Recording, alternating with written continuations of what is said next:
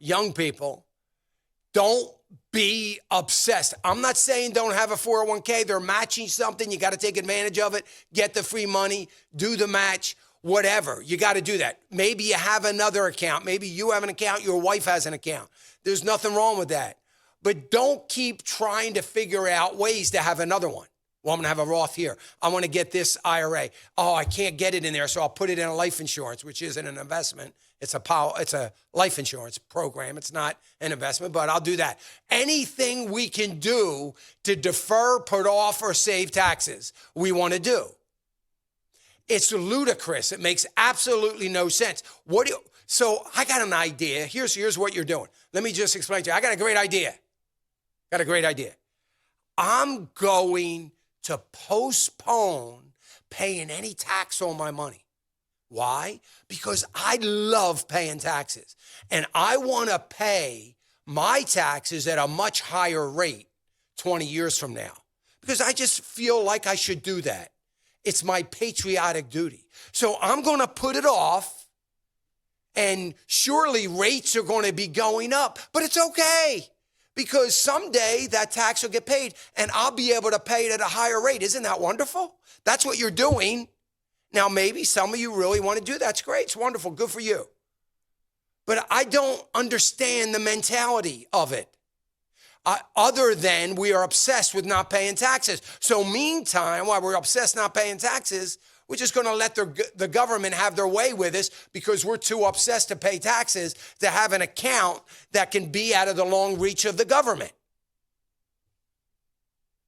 All I'm saying is that we cannot continue down this road of accumulating all our wealth, whatever that might be. For some people, it might be $10,000.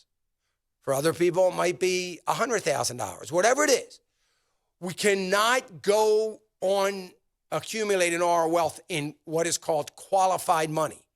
That's anything that looks or smells like an IRA account or tax-deferred accounts. We can't continue to do that.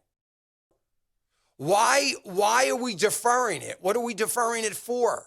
So I'm okay, again, doing it with some of your money. It makes some sense, but not all of your wealth. Don't end up, you're 30 years old, don't end up 70 with this huge account that you're getting clobbered every time you take a little bit of money out to go on a trip. Don't end up with a big account that you leave to your children so that they can get 40% of what you work so hard for, because they're going to have to pay an enormous amount of tax on it. Don't think just because you're not paying taxes, they're not going to get paid. Somebody's going to be paying them. It may not be you because you may be in glory, I hope. But somebody's going to pay them. They're going to get paid. The IRS wants their tax money. So all I try to make a case for is don't continue to accumulate all of your wealth in monies that you can't get your hands on. Have the freedom. I want to take some money out. I want to put some money in. I want to invest in this. I want to invest in that. I want to give some money to my kids. I want to give some money to my grandkids. I want to do this. Don't have the freedom. Oh, I can't do that. I'm not 59 and a half yet. I can't do that. I'm not 72 yet. I can't do that. I mean, why? Why? You've worked hard for this money. Save it, invest it, be a good steward of it, but maintain some flexibility so that you can do something with it. Hey, remember to click the subscribe button right here on the screen.